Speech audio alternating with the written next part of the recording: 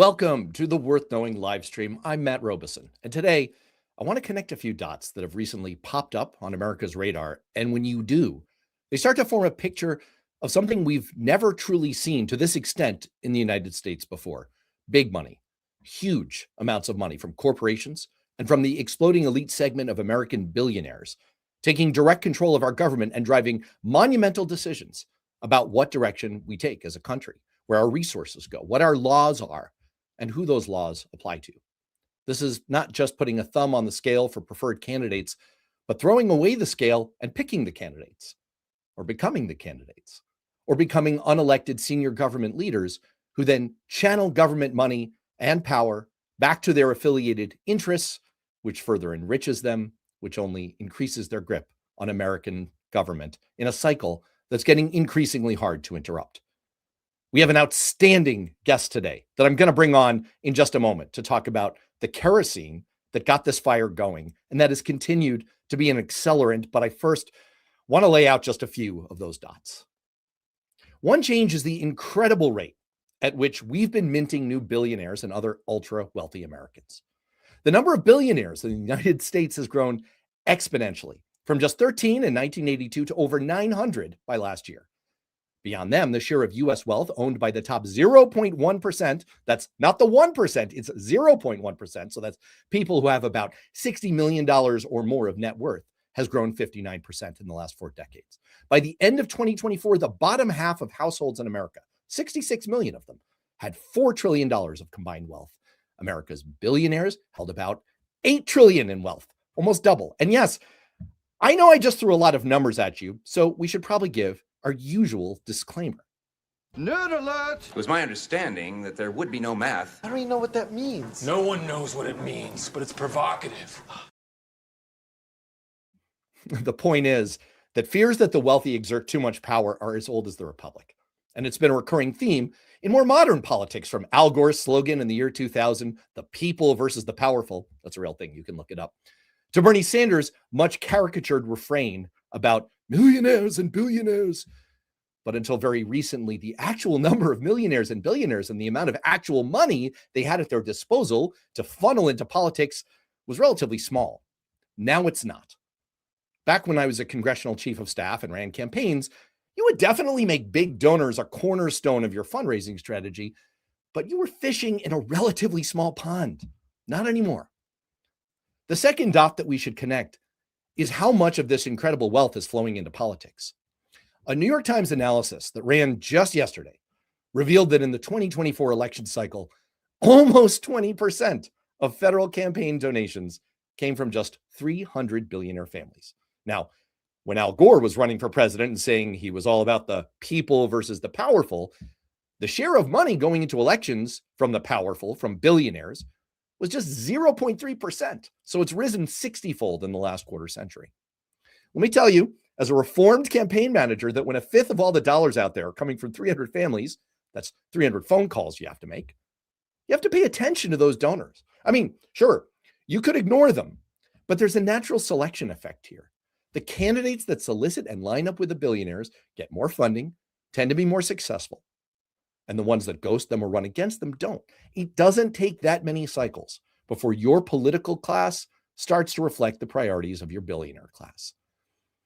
But that's just a simple version of it, because the New York Times also shows that in many cases, the billionaires are simply flooding races with so much money that they're essentially picking the winners. And that's particularly true in mayor's races and state legislative races and school board races that just don't cost that much to buy.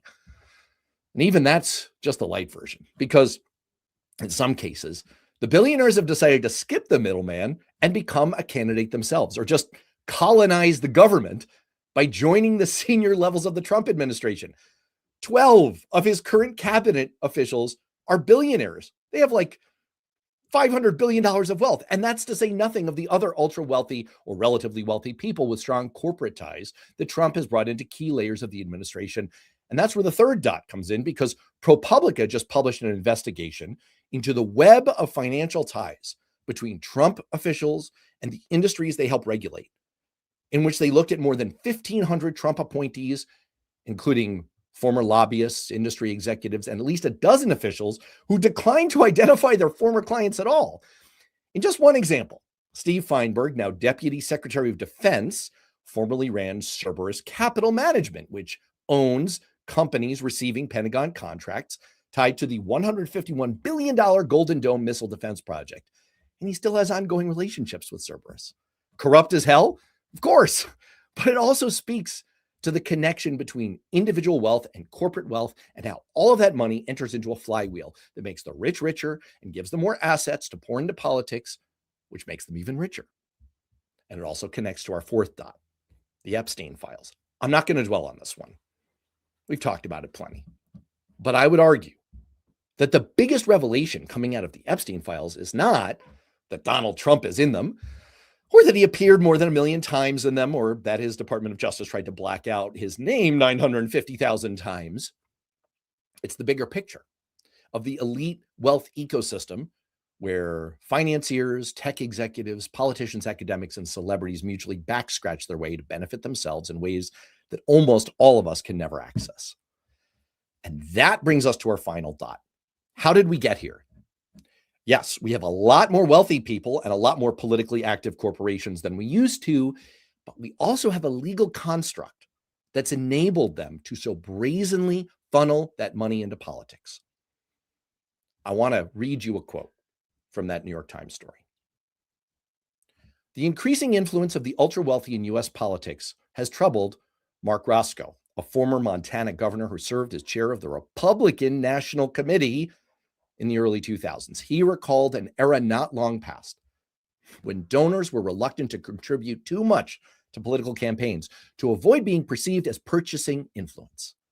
And because the law imposed limits on individual donations.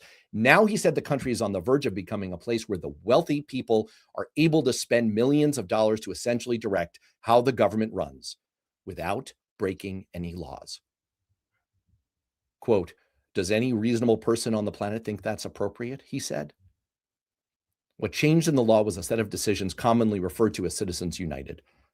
So I want to start with that final dot and work our way back through the rest of the story with today's guest, Tiffany Muller, the president of the advocacy group End Citizens United. Tiffany, welcome. Thanks so much for having me on today. I'm thrilled to have you. There's never a good time for this topic, Never. right? We're Never. overwhelmed by war and the economy and the Trump outrage du jour and whatever thing is splashed across our screens. And yet this is sort of the background app running across our politics and our government that's been slowly draining it of its function and its vitality. I want to start by asking, you've been running End Citizens United for a decade now, by my count. It's true. The gray hairs show it. The gray hairs show it. Oh, you got a ways to go to catch up to me, my friend. Is something fundamentally different now in terms of between massive wealth, either individual or corporate, and political campaigns and our government? Has something really changed? I mean, the sheer size and scope and scale of the problem today is unlike anything we could have imagined 16 years ago when Citizens United was decided. And we knew it was going to be a really horrible decision, right? And for all the folks listening who don't know kind of the simple take on Citizens United, it was a January 2010 Supreme Court ruling, and it was decided in a 5-4 ruling with the conservative majority, saying that corporations are people and money equals speech. And basically what it allowed for the first time in 100 years is for corporations to be able to spend unlimited money to influence elections. That then got expanded out to individuals being able to expend unlimited dollars to help elect candidates. And we've seen really the rise of both super PACs and special interest and billionaires taking over our system. Some of this we could have predicted 16 years ago, but the sheer size and scope and scale of both the money, but more importantly, the gridlock, the dysfunction, the corruption, the breakdown of the fundamentals of our government. I don't think that even 10 years ago, when I started in Citizens United, that we really had a sense of where we were going to end up today. I don't think that we could have foreseen all of that. And so you were talking about some of the changes, and I think we can look at any issue that people care about and begin to break it down to how the money in politics, how the billionaires and how the special interests are really driving the policy outcomes around those issues. Could you just help me clarify a little bit as you kind of do that level set about what we're talking about here? I referred at the outset, I'm not nearly the expert that you are, to a set of decisions that are commonly referred to as Citizens United. That's sort of the shorthand. But as I understand it, there was a follow-on ruling called SpeechNow.org That's right. versus FEC. That's the one that created super PACs. That feels to me like sort of the kill shot in this assault on democracy. Am I misreading that? No, you're not. Citizens United is kind of the shorthand we use to describe the system that we are currently under. But it was both the Citizens United decision and the Speech Now decision and subsequent decisions since then that all kind of go back to Citizens United and this idea around not being able to regulate the amount of money being spent in our elections. That is the real problem, and that set up this system that we're currently in. So we need to overturn Citizens United. We also need to end super PACs, and there are lots of ways that we can do that. But there are both short-term and long-term goals that we have to have as we fight this problem of just the sheer influence of money in politics. And if you really want to get totally dorky, because I loved your clip and I am here for the nerd alerts, Citizens United also relied on a decision from the 1970s called Buckley v. Valeo, where they actually talked about money equaling speech. And so there's also some issues that we have to like go all the way back to the 1970s about. But look, we came out of the Gilded Age in the late 1890s, where we had an oligarchy running this country, buying influence, literally buying US Senate seats. And the people stood up and fought back, right? And we had the birth of populism and the progressive era, where we saw the increase of labor unions and constitutional amendments. And another piece that was in that was actually getting corporate money out of our elections. And that is one of the things that was successful for the next 100 years. And so as I think about what we need in this moment to really fight back, it is a kind of similar take to what we did and what we saw be successful coming out of the last time we had this much concentrated power and wealth in our country.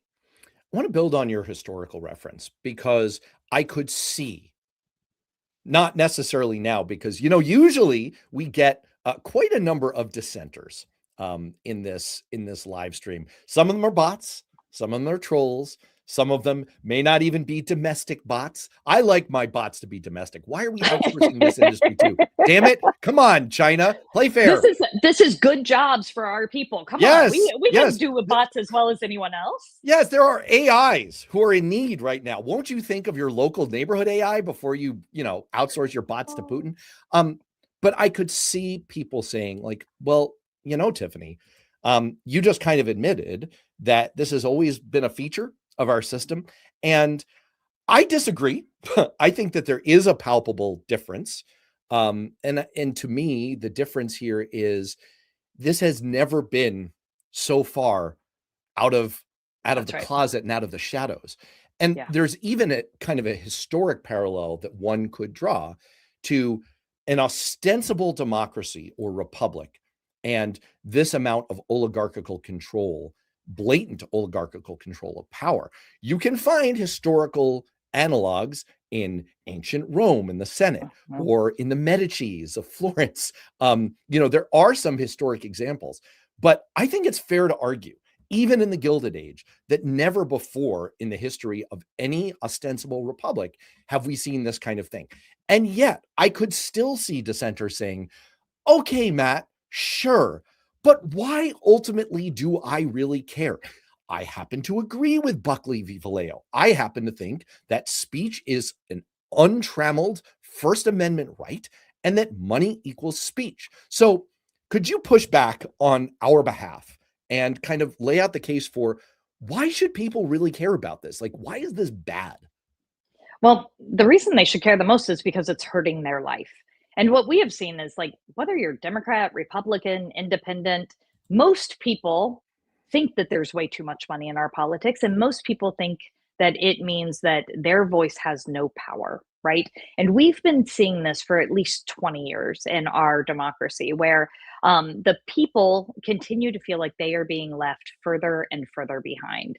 And they're working harder and harder, but their access to the American dream, their access to that ability to work hard and to get ahead and to have their children have a better future than they had, is becoming unattainable, right? And it is creating a system in which they feel like there is no hope. And when you have a system, a democracy, a republic, where the people feel like their voice doesn't matter and there is no hope and there is no possibility of being able to actually move forward in their life, that is when you see real uprisings happen, right? And so we should be scared. But here's the other reason. I think most of the people I talk to are really concerned about energy prices right now. They're really concerned about grocery prices. They're really concerned about the price of buying a house. They are concerned about their prescription drug costs. Things feel more and more out of reach. But guess what? Corporate profits are at an all-time high. CEO pay is at an all-time high. The tax rate on corporations and billionaires is at the lowest it's been in what, 60 years, 70 years, something like that. These are policy choices that are being made, and they're being made on the backs of the people, right? We had the ability to actually expand the Affordable Care Act's premium subsidies to help make sure we kept tens of millions of people on healthcare. There was a choice made in Congress to cut that in order to give the biggest tax breaks in US history to billionaires and US corporations. Are you kidding me?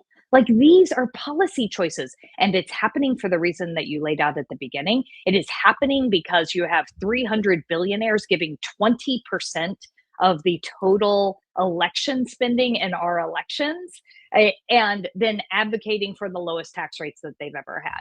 It is selfish, it is greedy, and it is happening on the backs of people day in and day out. I think I could have kept going. That was really, I really got going there. Sorry. No, you should. I mean, and it's, I find it hard to connect the dot. I mean, look, I think one of the most misunderstood statements in American history was Hillary Clinton's basket of deplorables comment, which was taken as, shitting all over anyone who happened to have an interest in Donald Trump. I don't think that's what she meant. I think that what she meant by deplorable is people who are immune to reason, argument, facts, who are unwilling to consider other opinions. And we try to not engage too much with people who aren't even interested in having the conversation. What I find hard, though, is engaging the people who potentially would be willing to open their ears, but are Republicans. You tell me, you must run into almost exclusively Democrats dealing with this. Is this an entirely partisan issue? Do you have real allies in the Republican Party who consider themselves constitutional conservatives and who really care about this? Well, here's the problem is that the only place it's partisan is here on Capitol Hill, right? Like, out across the world, Republican voters, Democratic voters, independent voters are all on the same page. They all think Citizens United should be overturned. They all think there's way too much money in politics, and they all feel like those with concentrated wealth have concentrated power in our country. And they're all right? Like, they are not wrong. And up until just the last 15 years, these issues were always bipartisan. I mean, if you look at the last major campaign finance changes that were passed in 2002, it was the McCain-Feingold Act, right? And it was led by both Democrats and Republicans in both the House and the Senate. The Voting Rights Act It was the last time it was reauthorized was 2006 with a vote 96 to nothing in the Senate. Nowadays, you can't even get a single Republican to co-sponsor the reauthorization of the Voting Rights Act. So this is about money, but it's also about access to the ballot box. It's about other fundamental foundational elements of our democracy that right now the Republican Party has decided that if they continue to rig the system so that they get more big money into the system, they will win more elections. And why do they feel that way? Well, because actually the billionaires are giving a lot more money to Republicans than they are Democrats, about 5 times more going to Republicans than Democrats. Corporation spending is geared toward Republicans instead of Democrats. So oil and gas, for instance, spends almost 300 million every election cycle, with about 90% of that going to Republicans. So sadly, on Capitol Hill, this is a pretty partisan issue.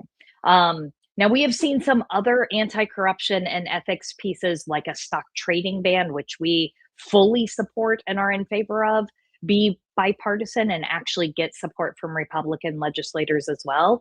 But when it comes to like really tackling issues around the money in politics, the disclosure and transparency, securing access to the ballot box, right now those are sadly partisan issues because the Republican Party has decided that basically they have to have a rigged system to keep winning elections. I will say this is conspiracy Matt putting on my hat for I like conspiracies. Like 10 seconds. Yeah, I'm going to cover up my gray for a moment to say, normally at this, I even warned you about this before we jumped on together. It's like, look, we get some dissents and some of them are trolls, but we get some dissents in here. And I have to say we're getting none, which makes me awfully suspicious about what algorithmic throttling this is undergoing as part of a live stream on YouTube owned by Google. I shouldn't say those things out loud because there's probably some kind of an algorithmic monitor happening right now. We finally got a dissent here from Coast Cider 7645 saying that real ID is insufficient voter ID, which is an opinion that I'm fine with. People can have that opinion, but at least I know that some people are getting through, or some bots are getting through, or something. So I'm awfully. I think it's just because I'm that good, Matt. They just agree. Yeah, everyone's on the same page. But that's the thing, right? Is that everyone's on the same page. This is not a what pollsters or like highfalutin political scientists would call a valence issue. This does not divide people. People fundamentally agree about all this, and yet you're fighting an uphill battle. Let me ask this about End Citizens United specifically. There's a great classic bit on The Simpsons where the character Apu, who's now kind of semi-canceled for good reason, is trying to become an American citizen and is asked as part of the citizenship test, what caused the Civil War? And he says, well, there were numerous factors from anti-abolitionist versus abolitionist to economic factors. And the tester just says, just slavery, just say slavery. So it seems like sometimes there is a cut through answer that covers everything. I went through a long dot connection exercise in the open where I suggested that there are a number of forces coming together to cause this conflagration of political power that's being concentrated in the ultra wealthy.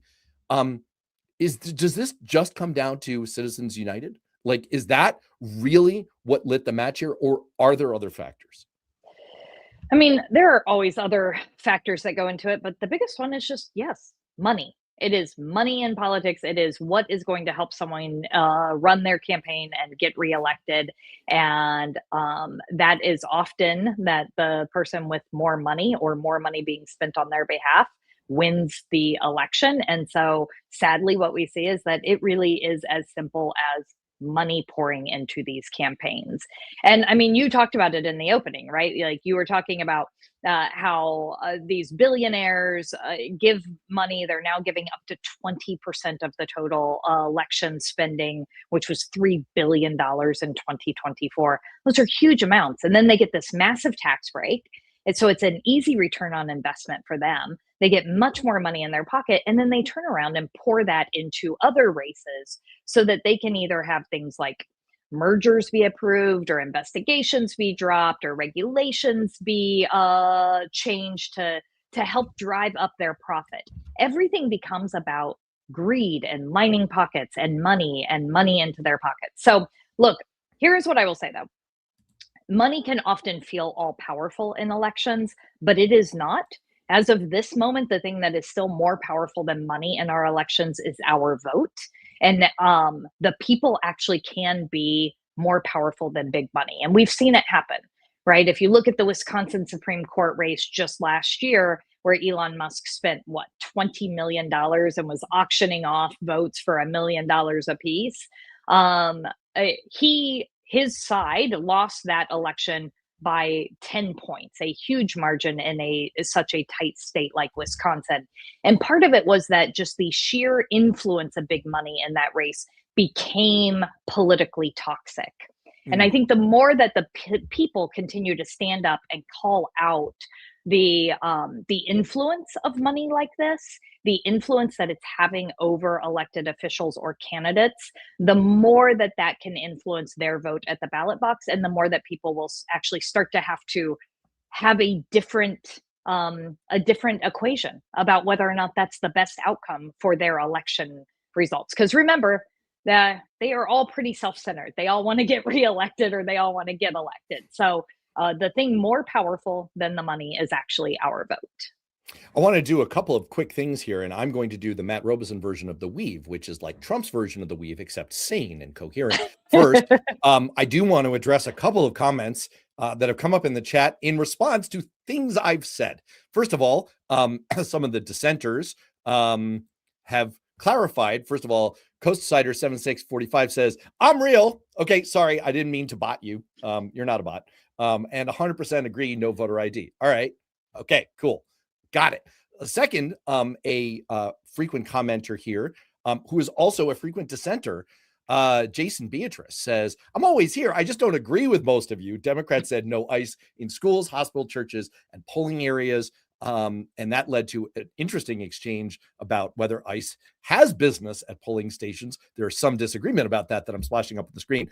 Suffice it to say that in the next part of my weave, I'm going to connect the dots here to the discussion about the SAVE Act, voter ID, and I have some notes. I actually wrote a whole Newsweek article about this last week. I have not talked about it yet because we're going to feature it as part of the Political Rehab Show this Friday. So I hope that everyone who has not yet subscribed to my YouTube channel, just launched recently, worth knowing, will please do so. Catch that channel. I have a video explainer on it, and I have criticism for both Republicans and Democrats as part of the voter ID, real ID, SAVE Act discussion.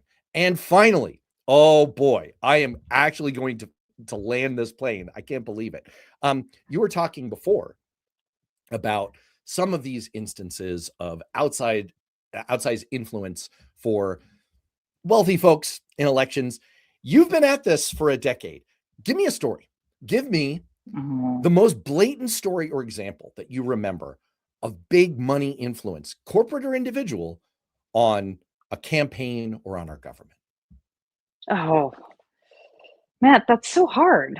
I mean, there's you're like a lioness looking at a herd of zebra, and all you're seeing is stripes. There are too many examples, and I didn't even prep you on this. This is a gotcha question.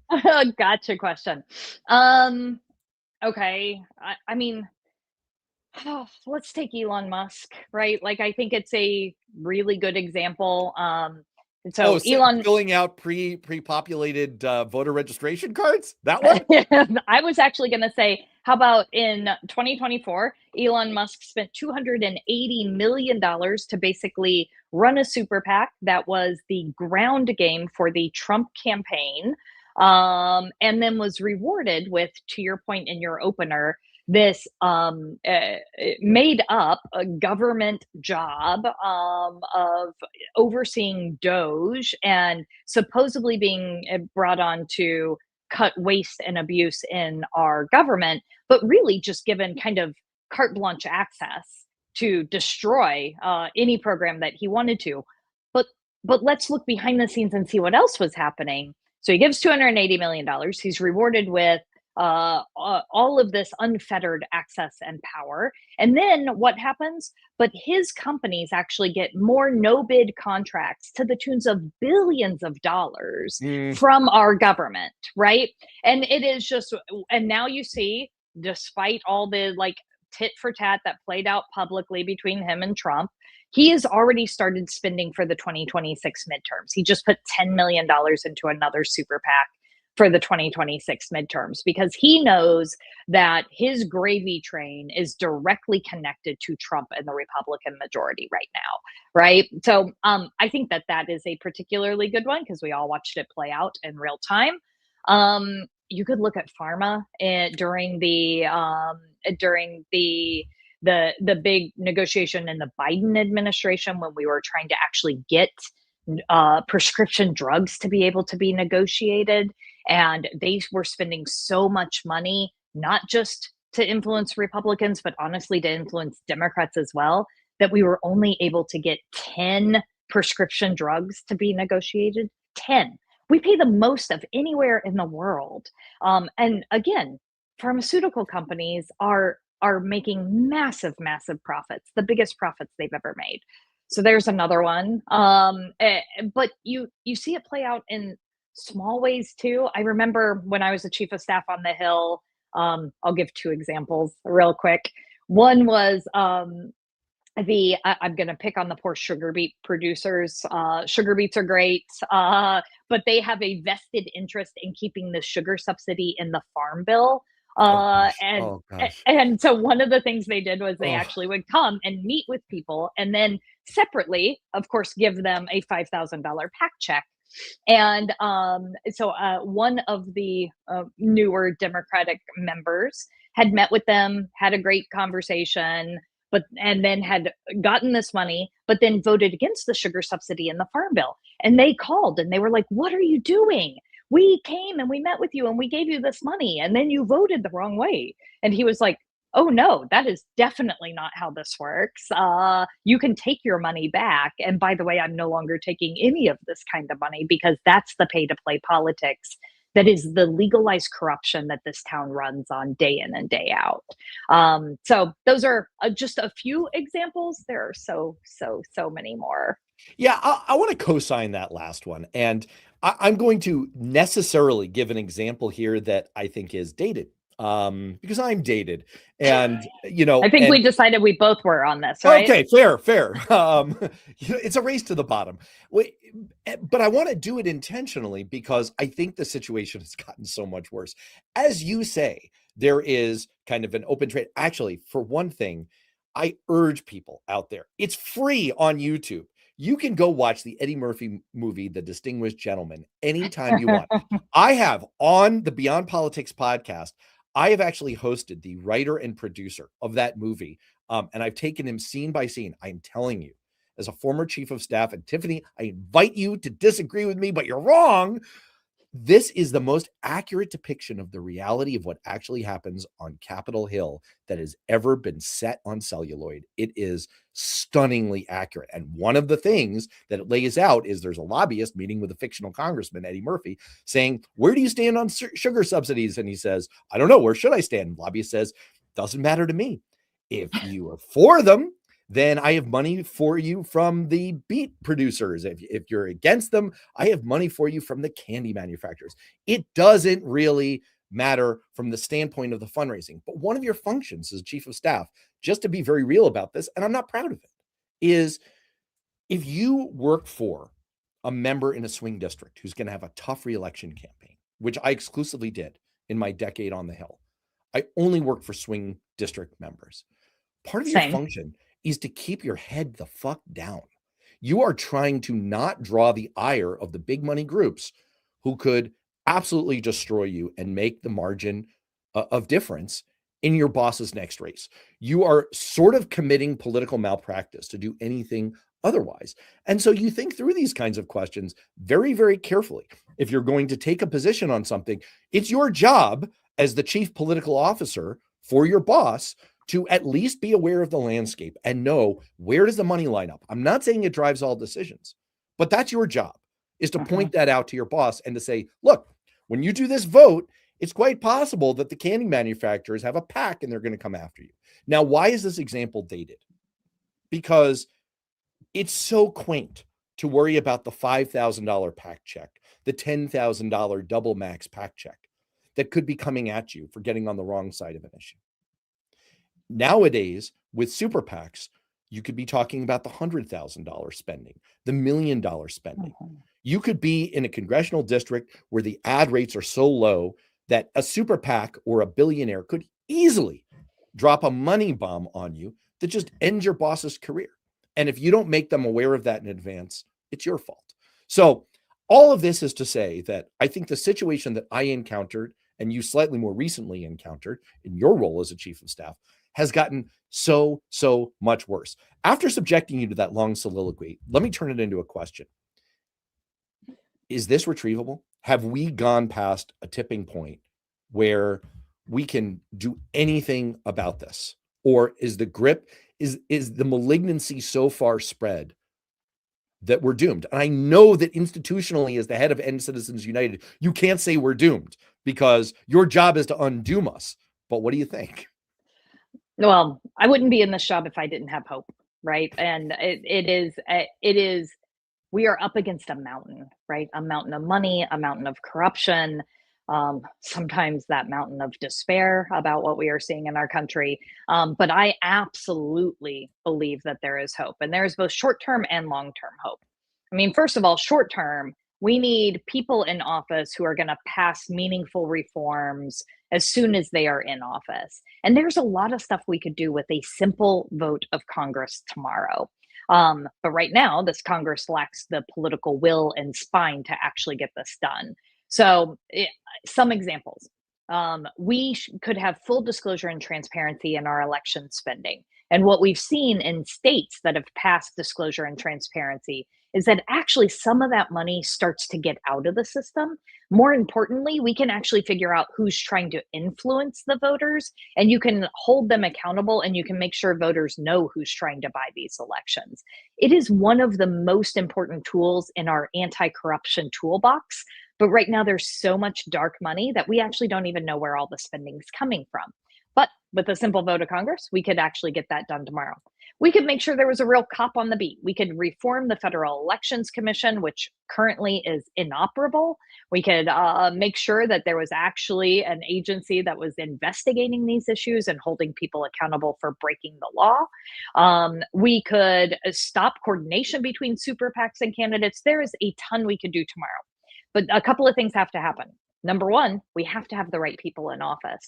So you have to have candidates who understand how this issue ties with every other important issue, who is willing to go out on a limb and actually put this front and center, and who is running on it and really talking to voters about it. And so we have a campaign called Unrig Washington.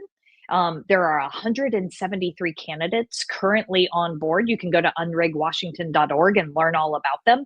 And look, it's three simple things. They agree to ban stock trading by members of Congress, because if you are a member of Congress, you shouldn't be lining your own pocket with insider information.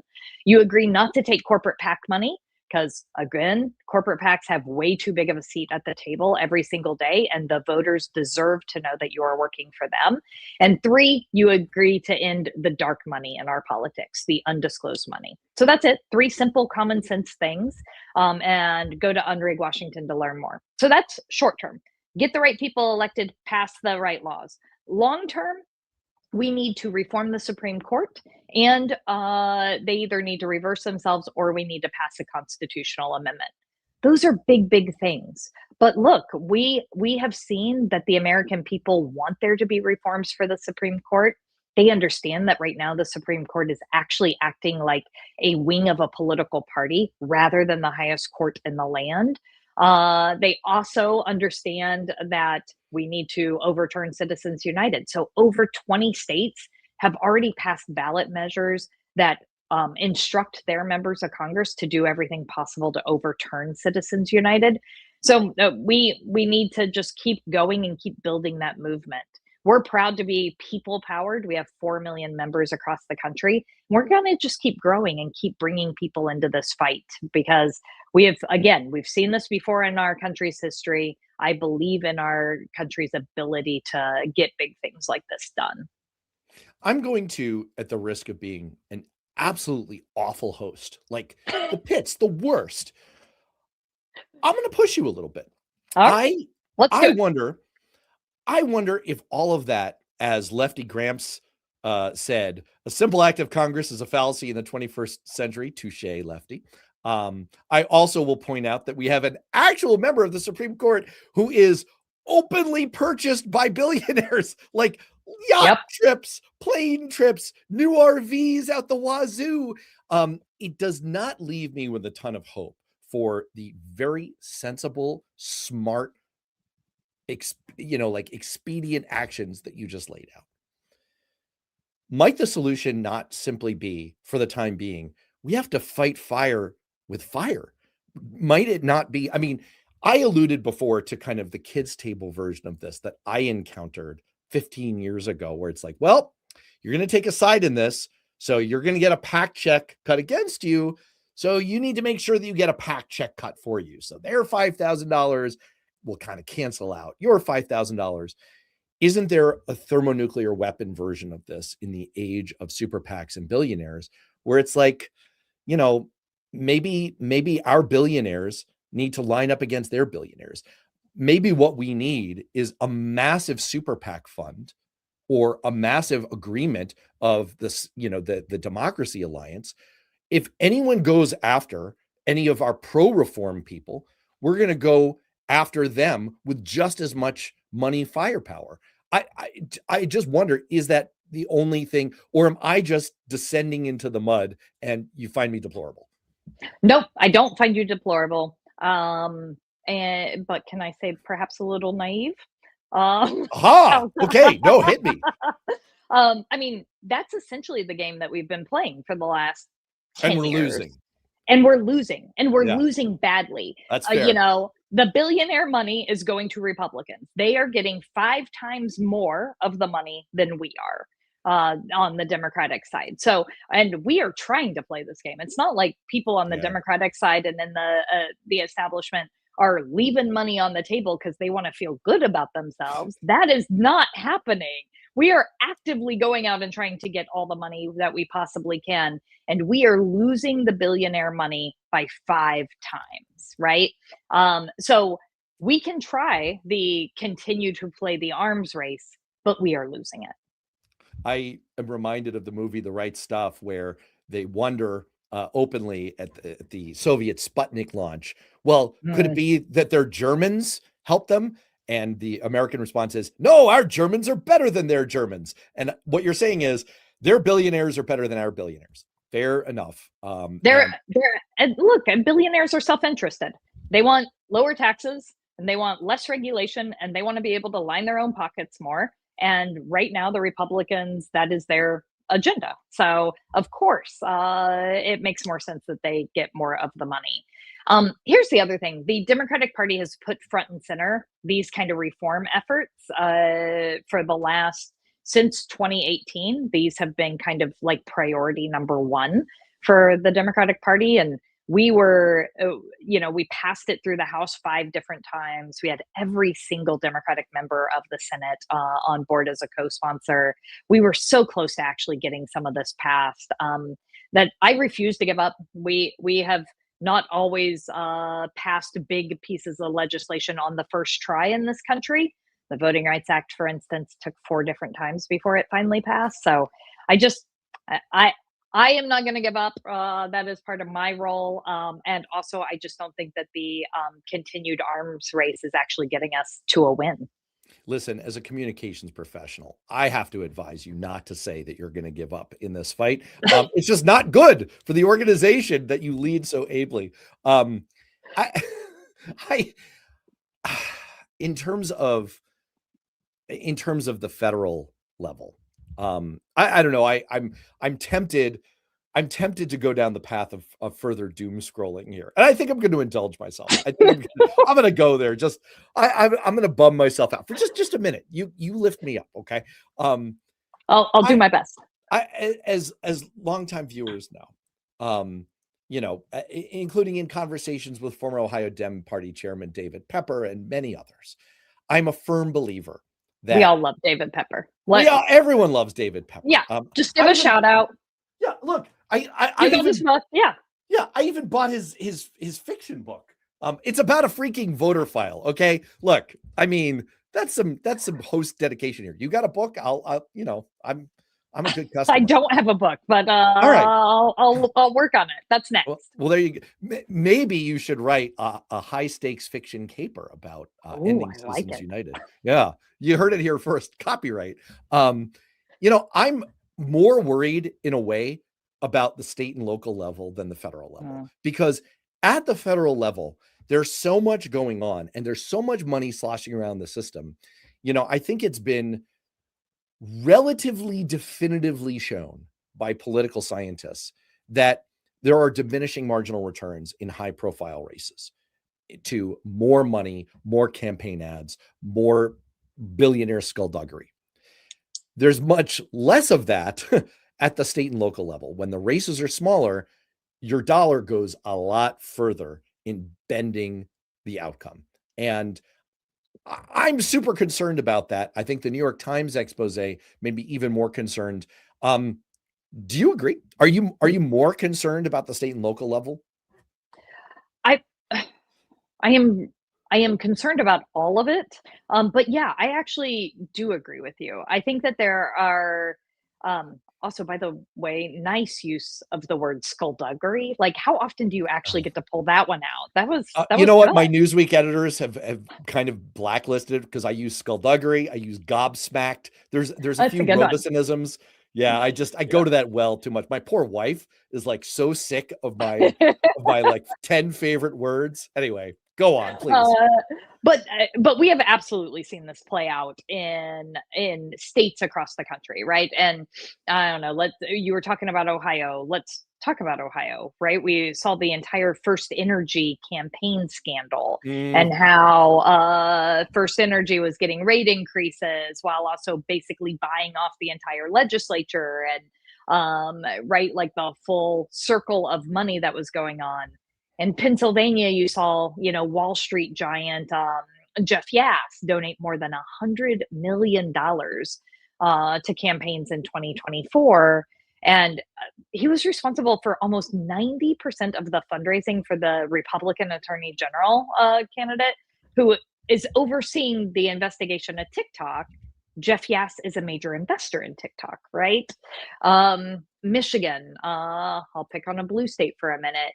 You have seen both United and Blue Cross Blue Shield join forces to stop bills that would actually increase access to mental health care in the state, because they know it would cost them money. In North Carolina or in Virginia, you see energy companies having way too big of a footprint. We can keep going, right? Like, we can just kind of keep going down the list. Nevada, you have the hotel titan Robert Bigelow, who spent $25 million to elect the Republican governor, Joe Lombardo, who then vetoed measures that were all about protecting tenants from eviction, because he opposed those measures because he wanted to be able to buy them up and have more property. So we see this in states. It's even harder to combat in the states. And it's sometimes it goes under the radar in the states how much the money is influencing the outcome. So I don't disagree with your analysis. I used to quietly say, I again, longtime viewers know that I had a very odd career trajectory where I worked in Congress and then I worked at the state legislative level. And I used to tell all the lobbyists in the New Hampshire legislature, which famously has 400 members of the state house, they make $100 a year. The state senators make $100 a year. It's like, I don't know, somehow the state does pretty well. I don't understand. But I used to tell people, it's like, you don't understand how easy it would be to just buy this whole legislature for nothing. To buy, like these state house members spend like $5,000 or $10,000 on their election. You get an absolute majority out of 200 of them. Like, this is cheap. This is not hard. And I think you've seen like some of the worst things, and I've written about this in Newsweek, some of the worst things you've seen happen at the state level in the last decade are sort of the unregulated, untrammeled legalization of gambling in our pockets, cannabis on every street corner. Why? Because there is a slosh of big money that's going into very small races, and it just has this cascading effect. And before you know it, we have de facto legalization of our most dangerous vices. So now I sound moralistic and holier than thou, and I don't mean to. I like to gamble occasionally, whatever. But this is essentially the upshot of all this. Well, all right, and go, talk about gambling, right? We now have these prediction markets that are completely unregulated, and I don't know if you have followed this, but like my understanding, and I don't dabble, but you can Can I bet on guess? Can I any. guess where you're going? Could we do Go for it. like 5 seconds of telepathy? Okay. Y- We've not prepared this. We've not We have prepared not. this, right? Okay. I think what you're about to say is when Trump rode the roller coaster yesterday of oil prices going to 120 and then announcing that the war was going to be over very soon, and then they crashed to $90, that someone, an insider, knew he was going to say that and cashed in by speculating on oil prices. Am I wrong? Maybe I'm wrong. I was actually going to say that someone made a heck of a lot of money by guessing when Nicolas Maduro was going to be captured, and they made a heck of a lot of money by guessing when the bombs were going to drop in Iran. And like, I mean, these are insiders in the administration making tens of thousands of dollars on these prediction markets with insider information because it's all completely unregulated. So yes, there's also like that kind of insider trading happening and the stock trades that we see. But these prediction markets also are things like, well, I think Nicolas Maduro is going to be captured on a Tuesday at 7 p.m. And if I guess right by chance, I just happen to get $46,000 or something like that. And this is the kind of like manipulation and corruption we're seeing happen on a daily basis now. I first of all, I will put I almost never disagree with our frequent commenter Amethyst Peony, who is a total gem. I do beg to differ with you, my friend, on the contention that cannabis is not dangerous. Again, I don't mean to sound like a square man, but I wrote a whole Newsweek piece about this. I have a whole video about it. I'm going to pop it into the chat at some point here. I would like to submit my, a few facts on this. And you could disagree with me. Wow, that actually did. I was going to successfully pull off. My weave is back. I was going to say, viewers who were part of the discussion I had with my old Capitol Hill friend, Ann Kim, who wrote the insanely amazing book, Poverty for Profit, about the big corporations that are making stacks of money off of implementing programs for poor people in America. There is a direct line between that conversation and this conversation. And it doesn't have to just be about legalizing vices and cannabis and gambling. It's far more pedestrian things that we don't think about, like dialysis services and pawn services and all kinds of programs that your tax dollars and my tax dollars pay for, and these corporations make unbelievable profits out of, and they do them terribly, and the services are not good, and they're never ever booted, they're never ever audited. Why? Because they've completely captured the government. Again, I'm not pretending that government capture by corporate forces is something new.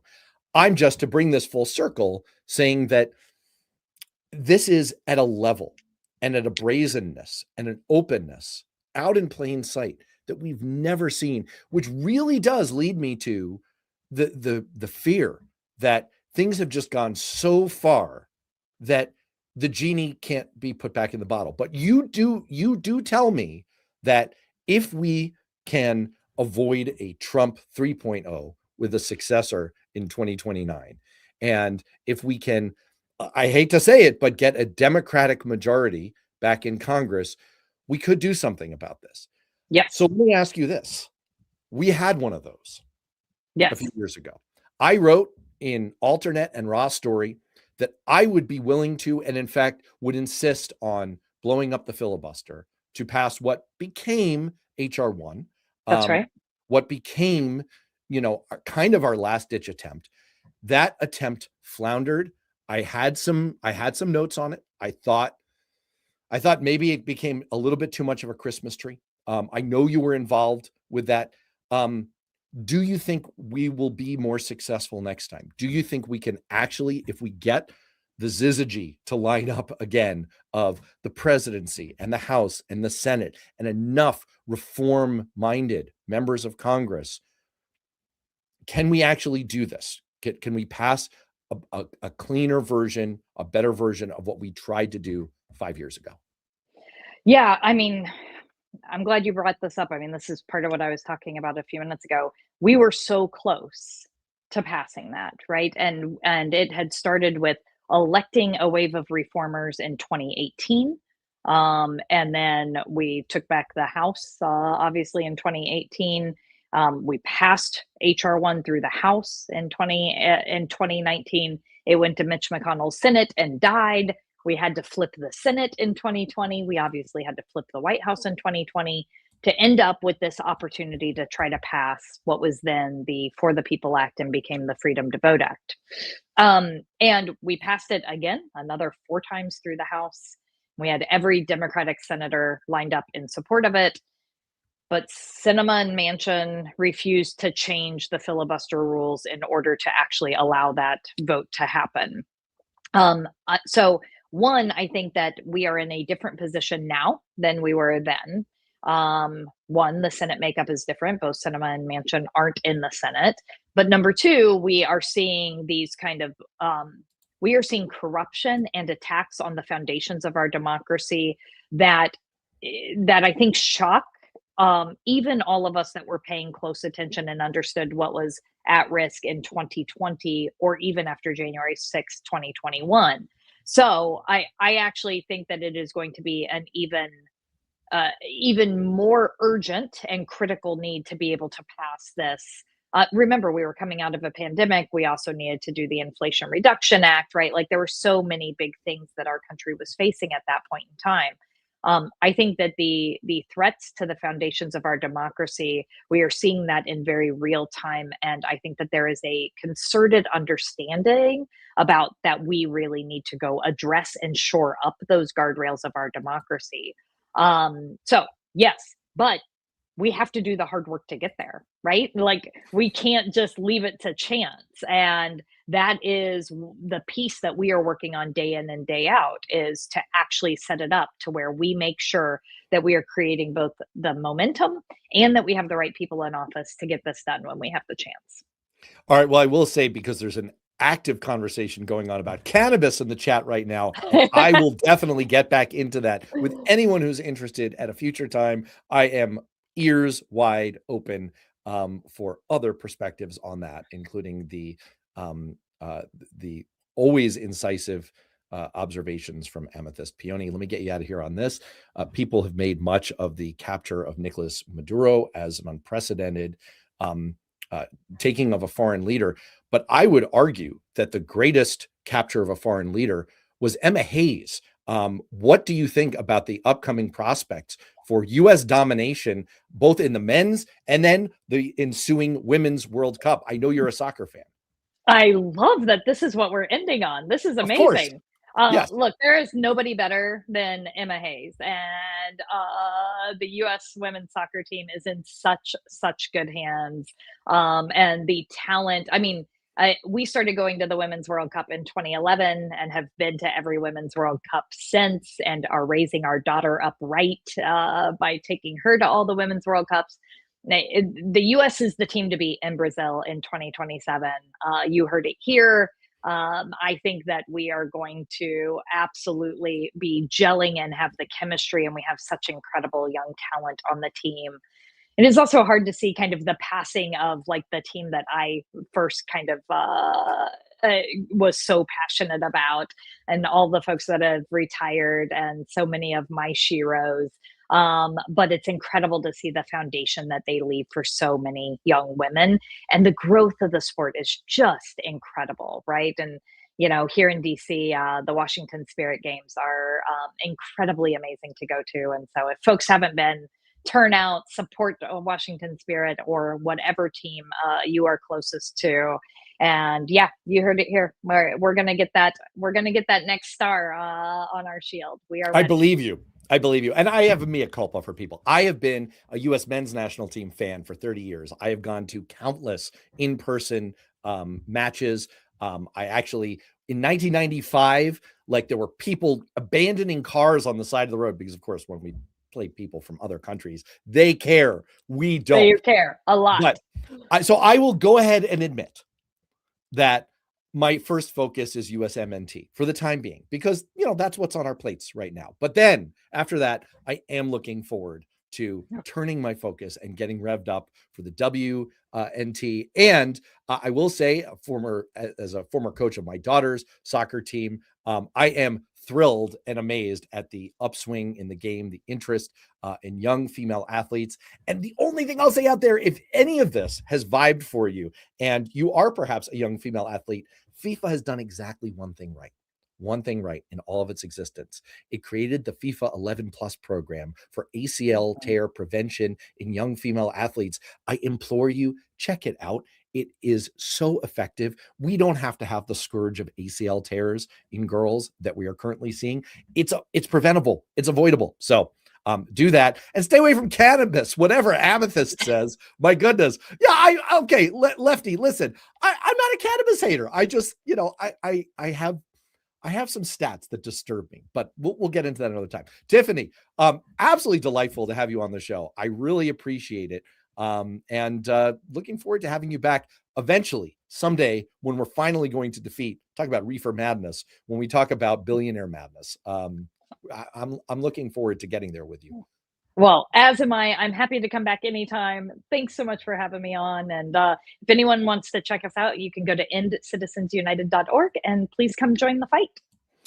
Absolutely. And I'm splashing that up on the screen. They do take donations, folks. And I know there's a little irony in that, but goodness knows it is worthwhile and a very, very worthy cause. And I will say, as I kind of promoted earlier, we do have a new episode of the Political Rehab Show coming up on Friday. So for all those who haven't subscribed yet, please do. Worth knowing on YouTube. And in the meantime, whether it's this Friday, next week on the live stream, we might have the ProPublica reporters on next week to talk about their deep dive into that database of Trump admin people. So I hope people will hang on for that. In the meantime, stay safe, be well. We'll see you all soon.